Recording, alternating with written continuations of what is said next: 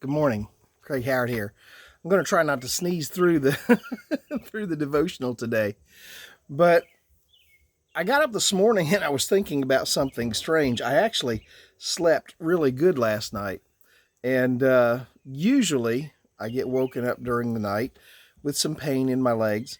And last night, I slept clear through the night, no problem. It was really cool. I liked it. I hope to repeat it. But I got to thinking about the importance of pain. Pain serves a purpose. It's something that we run from in our lives on a regular basis. It's something we try to avoid, but pain has a useful purpose in our lives, and we need to be aware that it's there and what it's for, and that we have to have it. And so I did some research, a little bit of research this morning, a little bit of study on the topic of pain, and I ran across an article about Tylenol, and it's got a I don't know, Tylenol is something just about everybody takes at one time or another. Over the counter pain medication, it's just a common pain medication. But did you know that studies show that Tylenol not only might help curb your pain, but Tylenol also has the side effect of curbing your emotions.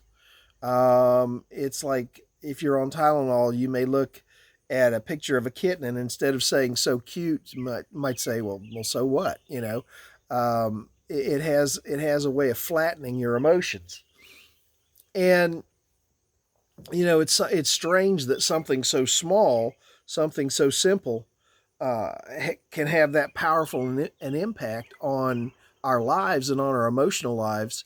And it made me think about the spiritual side of things, about how sometimes uh, small habits or small sins in our lives can have the effect of curbing our spiritual lives and flattening our spiritual lives, flattening our spiritual emotions.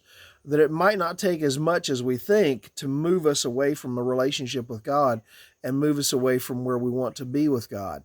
Um, Paul, in talking to Timothy, said he was warning about the Judaizers. These were people that were coming around and preaching a false teaching to people. And he says, such teachings come through hypocritical liars. And listen, here's the part, whose consciences have been seared as with a hot iron.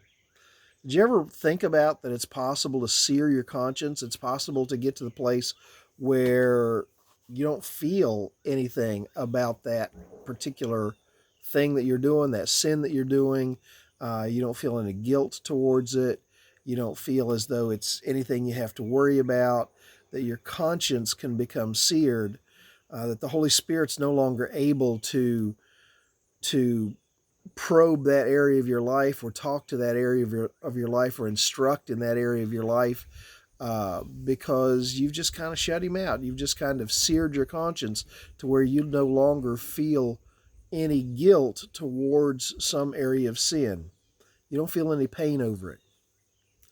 Just like in our real lives, pain is important, whether it's physical pain or spiritual pain, or whether it's physical pain or emotional pain.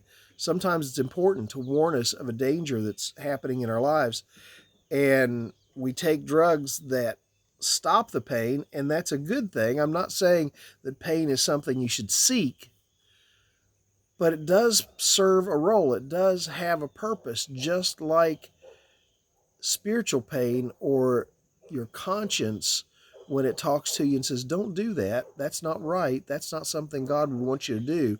Stay away from that. Just like that has a place. And when we engage in some area of sin over and over and over again, we can get to the place where we no longer feel that. Um, be careful. I guess what I'm saying is this: be careful about the spiritual Tylenol that you take. Be careful that you're not killing yourself, or that you're not deadening your spiritual pain, your conscience,